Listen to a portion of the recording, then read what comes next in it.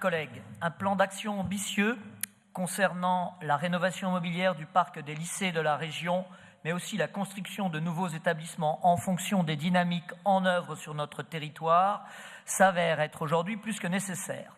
Nous prenons acte, Monsieur le Président, de votre volonté d'agir dans le cadre du plan Marshall pour nos lycées.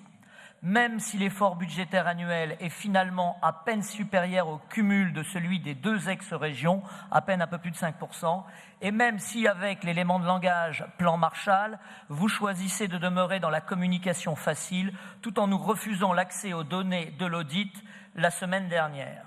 En effet, celui-ci, réalisé auprès de 315 établissements d'Auvergne-Rhône-Alpes, constitue un état des lieux précis de la situation immobilière de nos lycées, ainsi qu'une analyse fine des dynamiques migratoires internes à notre région.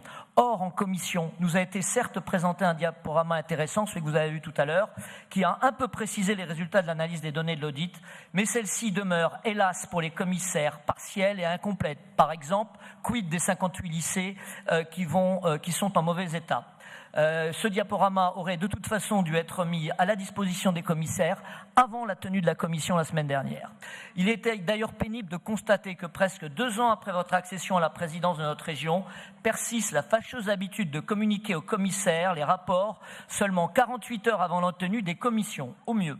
Également, vous avez rejeté notre amendement par lequel nous vous proposions une dérogation du règlement des subventions régionales. Il nous est donc impossible pour qui vous demandez effectivement que ce soit cette Assemblée qui prenne part aux décisions concernant le plan Marshall de nos lycées.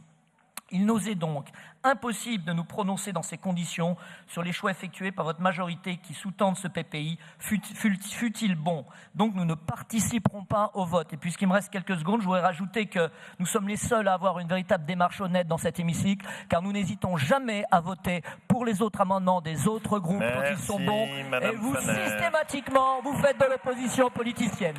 Systématiquement.